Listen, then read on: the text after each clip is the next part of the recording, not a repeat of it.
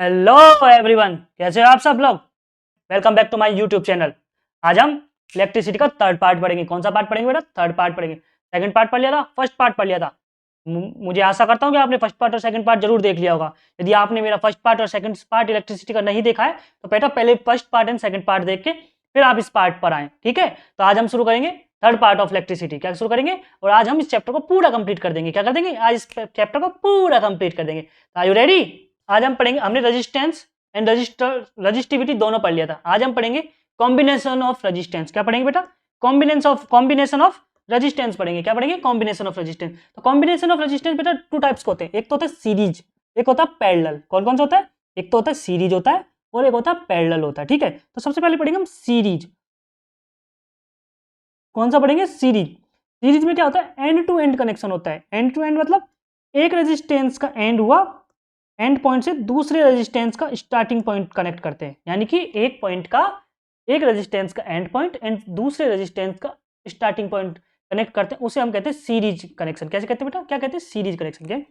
When to और more resistance, मतलब दो से हम कितने भी रेजिस्टेंस कनेक्ट कर सकते हैं। Resistance are connected end to end. कैसे? End to end they are said to be connected in सी। देखो ये R1 एक रजिस्टर, इसका एंड पॉइंट और R2 का स्टार्टिंग पॉइंट एक जगह से कनेक्ट हो रहे नहीं हो रहे, तो यानी कि एंड टू एंड कनेक्शन हो गया। कैसे हो गया बेटा? एंड टू एंड कनेक्शन हो गया। उसे हम कहते हैं कौन सा? Series connection. पैरेलल कनेक्शन क्या होता है? सभी रेजिस्टेंस का starting point end end point same होता है। जितने भी टू या मोर जितने भी रेजिस्टेंस हम ऐड करते हैं उनका starting point end end point दोनों सेम होते हैं। देखो ये R1 रेजिस्टेंस है और ये R12 का रेजिस्टेंस, दोनों का स्टार्टिंग पॉइंट सेम है और इनका एंड पॉइंट भी सेम है। क्या है? एंड पॉइंट सेम है। यानी कि ये क्या है? पैरेलल कनेक्शन है, ठीक है। And to end connection, series connection. और जब उनके starting point end end point दोनों सेम हो तो उसे हम कहते हैं पैरेलल कनेक्शन। कौन सा कहते हैं बेटा? पैरेलल कनेक्शन कहते हैं, ठीक है। तो अब हम पढ़ेंगे रेजिस्टेंस ऑफ इन सीरीज। मतलब हमें रेजिस्टेंस निकालना है, आर इक्विवेलेंट निकालना है। यदि मान लो कि रेजिस्टेंस सीरीज में कनेक्ट हो, रेजिस्टेंस सीरीज में कनेक्ट हो, तो हमें क्या निकालना है? हमें निकालना है कि बताइए भैया कि किस तरीके से रेजिस्टेंस, किस तरीके से रेजिस्टेंस निकलेंगे। अब पढ़ेंगे रेजिस्टेंस सीरीज में होते हैं जब, ठीक है। तो देखो कि उनका आर इक्विवेलेंट कितना निकलेगा। क्या निकलेगा? आर इक्विवेलेंट कितना निकलेगा। सीरीज कनेक्शन में हमें पढ़ेगी कि आर इक्विवेलेंट कितना निकलेगा, ठीक है। तो देखो अब यहाँ पर देखिए, आप इस डायग्राम को देखिए। मैं डायग्राम को थोड़ा सा और जूम कर देता हूँ, फिर आपको जूम जूम आउट कर दूंगा। देखो ये मैं पहले से आपको डायग्राम को समझा देता हूँ, ठीक है। देखो ये आर वन R2 और R3 क्या है? तीन रजिस्टेंस है। क्या है बेटा? तीन रजिस्टेंस है, ठीक है। इसमें देखो यहाँ से अपने करंट फ्लो हो रहा है। क्या करंट फ्लो हो रहा है? ये एरो क्या दिखा रहा है? करंट फ्लो हो रहा है। क्या दिखा रहा है? आप डायग्राम को समझ जाएंगे तो डेरिवेशन आपको बहुत इजीली समझ में जाएगा। आई करंट निकला। क्या निकला? आई करंट यहाँ गया और आप देखो एंड पे भी आई करंट आ रहा है, यानी कि आई करंट सीधा गया और सीधा ही आ गया। यानी कहीं पे और पाथ फॉलो नहीं किया। यानी कि इन तीनों रेजिस्टेंस में क्या सेम होगा? आई सेम होगा। क्या सेम होगा? आई सेम होगा। समझ में आया?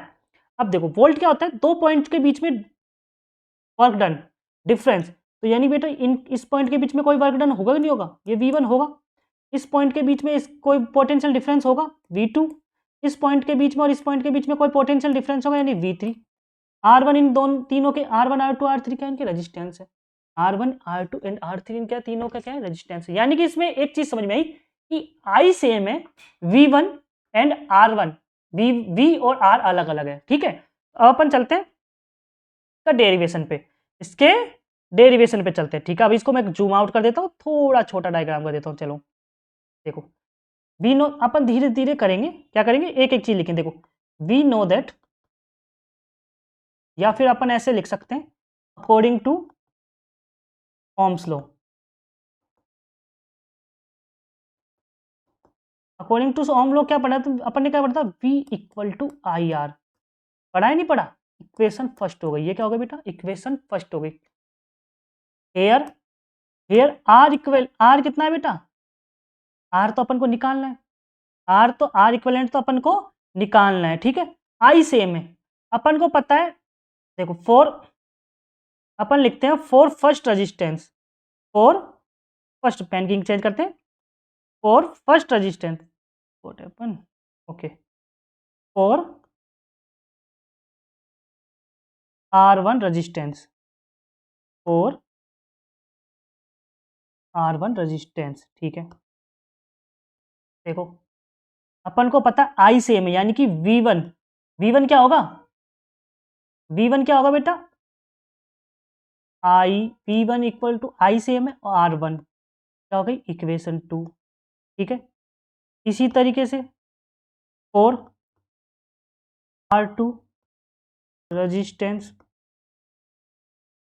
एक एक चीज को पढ़ेंगे, क्या हो जाएगा, V2 equal to I same है पर R2 अलग है, 2 इक्वेशन 3 हो गई।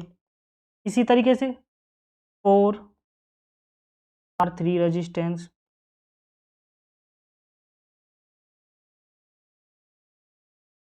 और R3 रेजिस्टेंस क्या हो जाएगा, V3 equal to IR3 equation 4। हमें पता टोटल पोटेंशियल डिफरेंस क्या होगा बेटा, टोटल पोटेंशियल डिफरेंस क्या होगा बताओ, टोटल पोटेंशियल डिफरेंस क्या होगा बेटा, टोटल पोटेंशियल डिफरेंस क्या होगा, इक्वल टू क्या होगा, V1 plus V2 plus V3, होगा कि नहीं होगा, होगा। तो अपन लिख सकते हैं यहाँ क्या, फ्रॉम इक्वेशन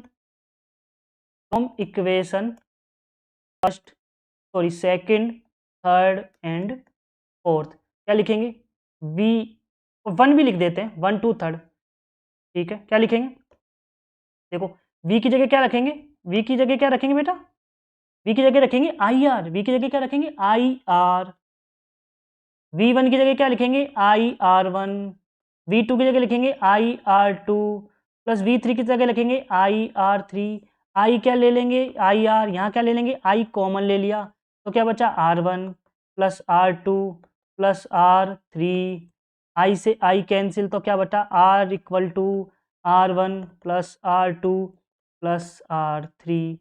हो गया सॉल्व, इतना इजी क्वेश्चन है, डेरिवेशन हो गया। यदि हम रेजिस्टेंस को, अब इससे क्या प्रूव हुआ, यदि हम रेजिस्टेंस को सीरीज कनेक्शन में कनेक्ट करते हैं तो आर इक्विवेलेंट क्या, मतलब टोटल रेजिस्टेंस क्या होगा, उन जो रेजिस्टेंस जो ऐड किए उनका सम होगा, अर्थमेटिक सम होगा, यानी कि आर इक्विवेलेंट क्या होगा, उन रेजिस्टेंस का क्या होगा बेटा, सम होगा, क्या होगा, उन रेजिस्टेंस का क्या होगा बेटा, सम होगा। समझ में आया, क्या निकला, कंक्लूजन क्या निकला, यदि हम सीरीज कनेक्शन में रेजिस्टेंस को कनेक्ट करते हैं तो उनका टोटल रेजिस्टेंस या फिर आर इक्विवेलेंट क्या होगा, उन सभी रेजिस्टेंस का अर्थमेटिक सम होगा, उन सभी रेजिस्टेंस का अर्थमेटिक सम होगा, यानी कि उनका क्या करेंगे हम, सम करेंगे। अगला है बेटा, यदि हम पैरेलल करें, यदि उन कनेक्शन कौन सा करें, पैरेलल, देखो पैरेलल में क्या होता है, starting point end end point क्या होता है बेटा, सेम होता है, starting point end end point क्या होता है बेटा, सेम होता है, starting point end end point same होता है, ठीक है। तो इस डायग्राम में आपको क्या दिख रहा है, देखो ए पॉइंट और बी पॉइंट क्या है, दोनों को, इन तीनों रेजिस्टेंस का सेम है, देखो R1 R2 R3 तीन रेजिस्टेंस है, क्या है बेटा, तीन रेजिस्टेंस है, ठीक है। और अब आप देखिए इसमें, देखो यहां से करंट आई निकला, अब यहां तक तो आई था, पर इसने क्या किया, तीन पाथ हो गए, क्या हो गए, तीन पाथ, यानी कि करंट तीन पार्ट में बच गया, नहीं बच गया, तीन हिस्सों में कन्वर्ट हो गया, नहीं हो गया, तीन हिस्सों में ट्रांसफर हो गया, नहीं हो गया, तो यानी कि करंट क्या गया, I1 I2 और I3, ठीक है। पर पोटेंशियल डिफरेंस क्या होता है, दो पॉइंट्स के बीच में वर्क डन, तो पॉइंट्स तो दोनों के सेम है बेटा, पॉइंट्स तो दोनों के सेम है, तीनों रेजिस्टेंस के, यानी कि पोटेंशियल डिफरेंस क्या होगा, सेम होगा। पोटेंशियल डिफरेंस सेम होने का मतलब है V क्या होगा, सेम होगा, V क्या होगा बेटा, सेम होगा। I यहां अलग अलग है, ठीक है, I क्या है बेटा, यहाँ अलग अलग है, पर V क्या होगा, सेम होगा। तो अब हम इसका डेरिवेशन करें, अब हम इसका डेरिवेशन करते हैं, चलो ठीक है। अब इसका वही जूम आउट करते थे, थोड़ा सा छोटा डायग्राम, सॉरी, इसको छोटा करते हैं, थोड़ा छोटा करके यहाँ साइड में लगा देते हैं भैया, दिखाई दे रहा है, इसको इरेज करते हैं और अब अपन शुरू करते हैं रेजिस्टेंस। देखो अपन को पता है यहाँ क्या, Ohm's law, according to Ohm's law क्या होता है, V equal to I R, V equal to I R, ये इक्वेशन फर्स्ट हो गई, नहीं हो गई, पर यहाँ हमें बता रहा है क्या, V सेम है, V सेम है, तो हम इस इक्वेशन को ऐसे लिख सकते हैं, नहीं लिख सकते, इस इक्वेशन को लिख सकते हैं अपन ऐसे, क्या I equal to V upon R लिख सकते हैं, नहीं लिख सकते, ये बताओ, लिख सकते हैं, तो ये होगा इक्वेशन 1। ठीक है, वही सेम प्रोसेस अपन पूरा करेंगे क्या, for R1 resistance, for R1 resistance क्या लिखेंगे उसके लिए क्या लिखेंगे, I1 equal to V upon R1 equation 2। हो गया, आ गया समझ में। फिर अपन दूसरा लेंगे for R2 resistance, for R2 resistance, इसके लिए क्या लिखेंगे बेटा जी, क्या लिखेंगे बेटा जी, ये लिखेंगे I2 equal to V upon R2 equation 3 हो गई। तो बताओ बेटा अब अगला क्या लिखेंगे, अगला लेंगे हम क्या, फॉर R3 रजिस्टेंस, क्या लेंगे, R3 रजिस्टेंस के लिए क्या लेंगे बेटा, वही लेंगे जो अभी तक लेते आए हैं, क्या, I3 equal to V upon R3 equation 4। अब हम क्या लिखेंगे, अब हम लिखेंगे total current, total current in circuit, क्या लिखेंगे, तो आई को क्या लिखेंगे, I1 plus I2 plus I3, क्या लिखेंगे, I equal to I1 plus I2 plus I3। तो यहाँ पर देखिए I क्या है बेटा, I को लिखेंगे from equation first, second, third and fourth, क्या लिखेंगे बेटा, देखो v की जगह, I की जगह क्या रखेंगे, v अपॉन R, यहाँ रखेंगे v upon R1 plus v upon R2, यहाँ लिखेंगे v अपॉन R3। अब देखो यहाँ अपन v अपॉन R लिखेंगे, v क्या आ जाएगा बेटा कॉमन, यहाँ क्या बचेगा 1 upon R1 plus 1 upon R2, यहाँ लिखेंगे 1 अपॉन R3, लिख दिया। उसके बाद देखिए क्या, देखिए v से v क्या हो गया, सॉरी v से v क्या हो गया, कैंसिल हो गया, v से v क्या हो गया बेटा, कैंसिल हो गया। तो यहाँ क्या बचा, यहाँ बचा क्या, 1 upon R equal 1 upon R1 plus 1 upon R2 plus 1 upon R3। ये रिलेशन किसका आया, पैरेलल कनेक्शन का आया, किसका आया बेटा, पैरेलल कनेक्शन का आया। पैरेलल कनेक्शन में क्या होगा, यदि हम रेजिस्टेंस को पैरेलली कनेक्ट करेंगे, यदि हम रेजिस्टेंस को पैरेलली कनेक्ट करेंगे तो क्या आएगा बेटा, पैरेलली कनेक्ट करेंगे तो उनका रेसिप्रोकल का सम आर इक्विवेलेंट बताएगा, उनके रेसिप्रोकल का सम आर इक्विवेलेंट का रेसिप्रोकल बताएगा। क्या बताएगा, रेसिप्रोकल का सम आर इक्विवेलेंट का रेसिप्रोकल बताएगा, क्या बताएगा, रेसिप्रोकल बताएगा। ठीक है, अब हम आगे चलते हैं, अब हम आगे चलते हैं। तो चलिए अब हम आगे पढ़ते हैं, हमने सीरीज कनेक्शन पढ़ लिया, पैरेलल कनेक्शन पढ़ लिया, अब हम आगे का देखते हैं कि आगे कौन सा टॉपिक है। ठीक है, आगे का टॉपिक देखते हैं कौन सा है, आगे इलेक्ट्रिक पावर। कौन सा टॉपिक बेटा, इलेक्ट्रिक पावर। इलेक्ट्रिक पावर क्या होती है बेटा, वर्क डन करने की रेट को हम इलेक्ट्रिक पावर कहते हैं। सिंपल लैंग्वेज में बोले तो इलेक्ट्रिक मतलब इलेक्ट्रिक पावर होती है वर्क डन करने की रेट को, rate of work done, rate of work done is called power, कि हम किस रेट से वर्क डन कर रहे हैं, किस रेट से काम कर रहे हैं, उसे हम पावर कहते हैं। देखो rate of doing work is called power. तो electric power is electric work done per unit time, यानी कि क्या हो गया, पावर क्या हो गया, work done per upon time. Work done को हम किससे डिनोट करते हैं बेटा, वर्क डन को हम किससे डिनोट करते हैं, पावर से डिनोट करते हैं। किससे डिनोट करते हैं, पावर से डिनोट करते हैं। ठीक है, सॉरी बोल गया, P for power, W for work और टी फॉर टाइम। ठीक है, हो गया। अब हमसे पूछा ऐसा यूनिट क्या होगी, तो पावर की जो ऐसा यूनिट होती है, होती है बेटा, होती है 1 वोट। क्या होती है, वोट होती है। पावर की एसआई यूनिट क्या होती है, वोट होती है, जिसे हम डब्ल्यू से डिनोट करते हैं। किससे, डब्ल्यू से डिनोट करते हैं, कैपिटल डब्ल्यू से डिनोट करते हैं। वो वर्क डन की हमने पढ़ी थी कितनी, जूल होती है, टाइम की हमको पता है सेकंड। तो हम क्या कहेंगे, 1 जूल वर्क डन करने में यदि 1 सेकंड का टाइम लगता है तो वो रेट ऑफ पावर क्या होगी, तो पावर की रेट क्या होगी, 1 वोट होगी। क्या होगी, 1 वोट होगी। तो ये क्या होगी, 1 वोट की डेफिनेशन होगी। क्या होगी, 1 वोट की डेफिनेशन होगी। तो the power of 1 vote is the rate of working 1 joule पर सेकंड। ठीक है, अगला पॉइंट क्या है, अगला पूछ रहा है फॉर्मूला, कि हमें फॉर्मूला बताओ कि पावर का फॉर्मूला क्या होता है भैया, पावर का फॉर्मूला क्या होता है। इसको मैंने छोटा इसलिए कर दिया बेटा, मैं आपको फुली एक्सप्लेन करके बताऊंगा ये फॉर्मूला आया कहाँ से है, ठीक है। देखो पावर अभी हमने पढ़ा वर्क डन अपॉन टाइम होता है, वर्क डन अपॉन टाइम होता है, हमने पढ़ा पी क्या होता है, वर्क डन अपॉन टाइम होता है। ये मान लो इक्वेशन 1 हो गई, ठीक है।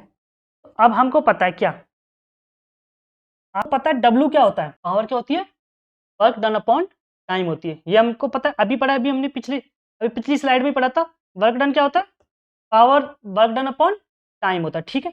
अब अपन इसको एलेबरेट करते हैं, ठीक है, एलेबरेट करते हैं। देखो हमने पढ़ा था क्या, potential difference V equal to क्या होता है, डब्ल्यू अपॉन क्यू, था नहीं था, पढ़ा था नहीं पढ़ा था।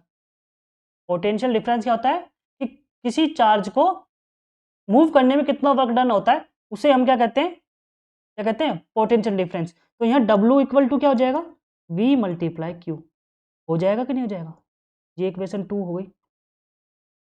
अब हमने करंट पढ़ा था, आई क्या पढ़ा था बेटा, करंट होता है Q अपॉन T, पढ़ा था नहीं पढ़ा था, Q अपॉन T पढ़ा था कि नहीं पढ़ा था।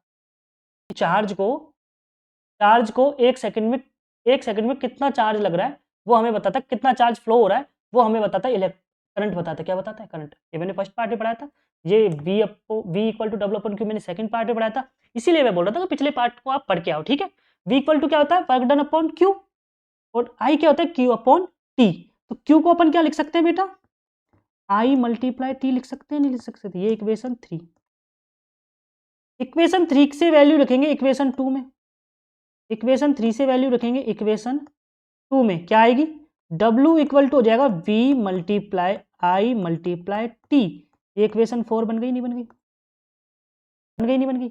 W इक्वल टू क्या आ गया, V multiply I multiply 2 T, joule आ गया नहीं आ गया। जूल क्या है, वर्क डन की यूनिट होती है, जूल क्या होती है बेटा, वर्क डन की यूनिट होती है, आ गया नहीं आ गया, ठीक है। तो देखो Q की अब हम क्या रखेंगे, P equal to W upon T था ना, W की जगह अपन ने क्या रख दिया, V multiply I multiply T upon T। तो देखो अब क्या होगा बताओ, T से T कैंसिल, तो P इक्वल टू क्या आ गया, VI आ गया, P इक्वल टू क्या आ गया, VI, और इसकी यूनिट क्या होती है, अभी बताई थी मैंने, वाट, वाट क्या होती है, वाट होती है, क्या होती है, वाट।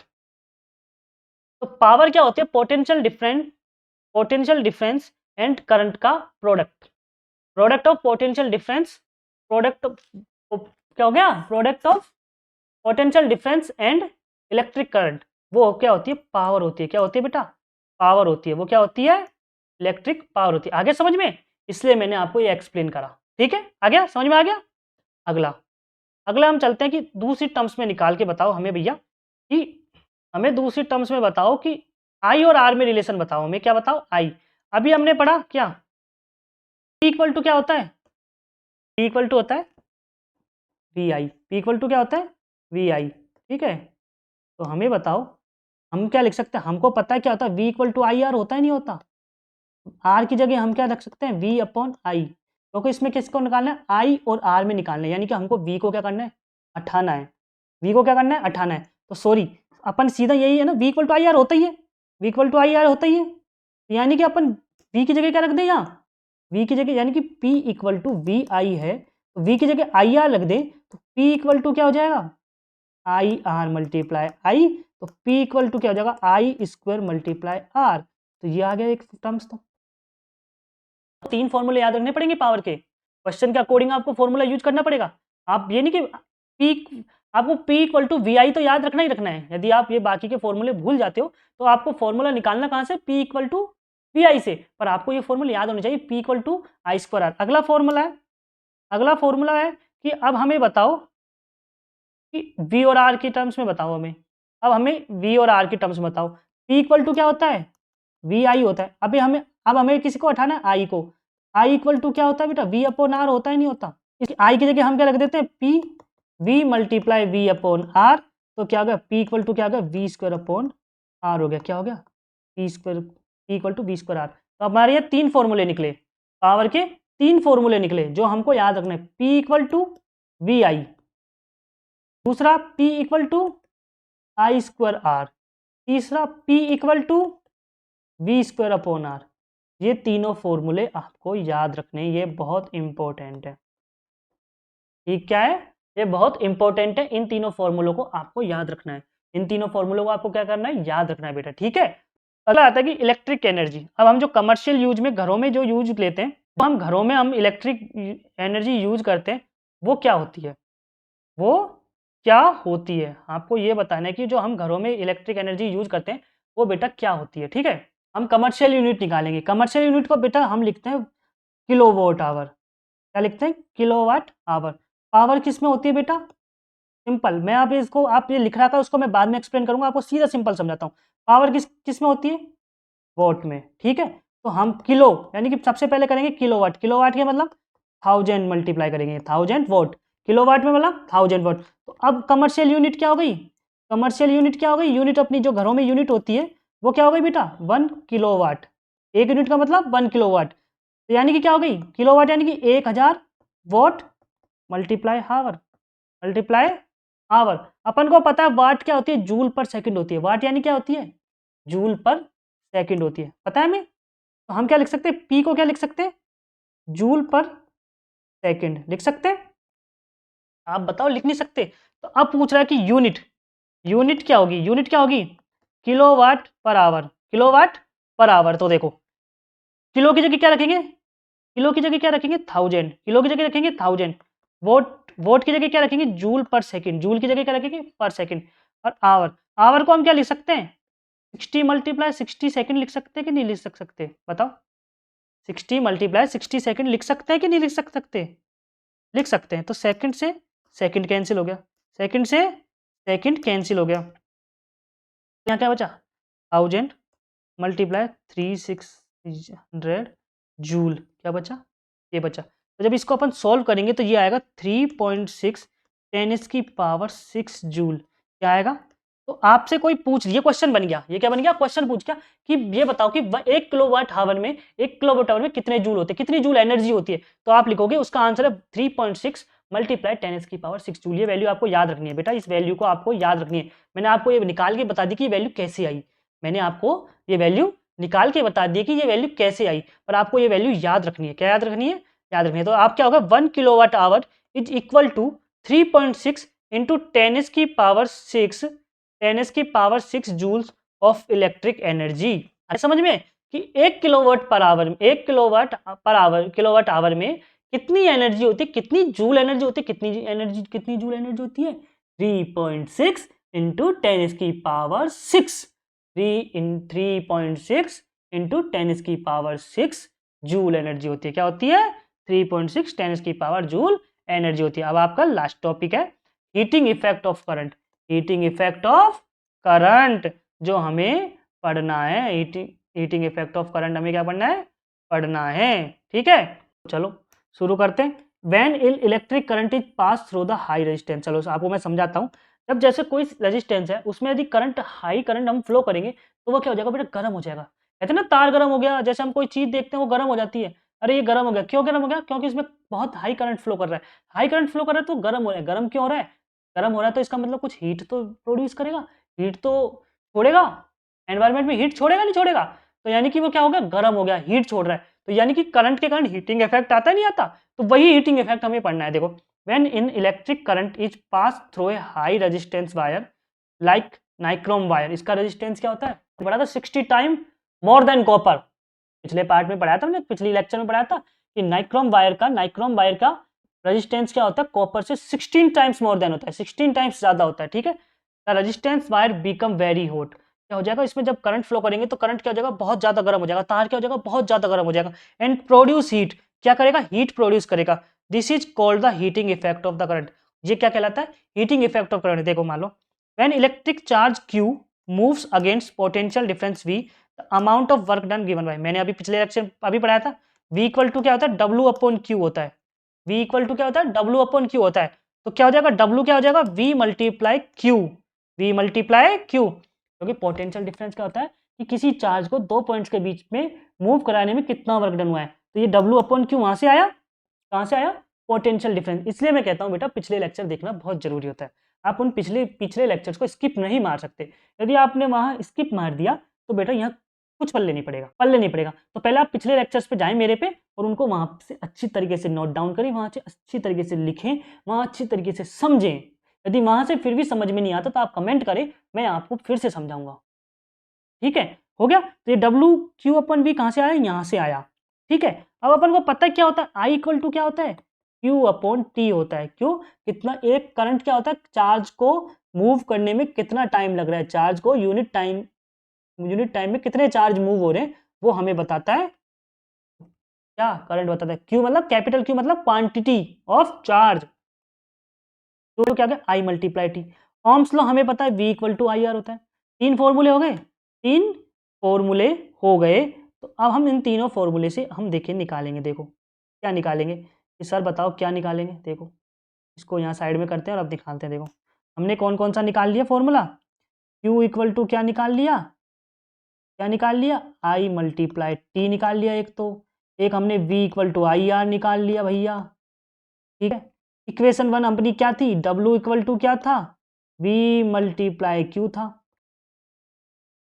W V की जगह क्या रख देंगे, I मल्टीप्लाई R, Q की जगह रख देंगे I मल्टीप्लाई T, तो W क्या हो जाएगा, I square R multi I square multiply T. I square R हमने अभी पढ़ा था क्या, पी, पीटी भी लिख सकते हैं इसे, यानी कि power multiply time. I square R अपने निकाला था ना अभी, आई स्क्वायर आर अपन ने निकाला था, नहीं निकाला था, तो ये फॉर्मूला निकल गया। क्या निकल गया, ये डब्लू नहीं, डब्लू, अब हम डब्लू, ये डब्लू को हम क्या कहेंगे, हीटिंग इफेक्ट कहेंगे, हीटिंग इफेक्ट, इसलिए डब्लू को डिनोट करेंगे यहाँ एच से, तो क्या हो गया, I square R T, H equal to I square R T.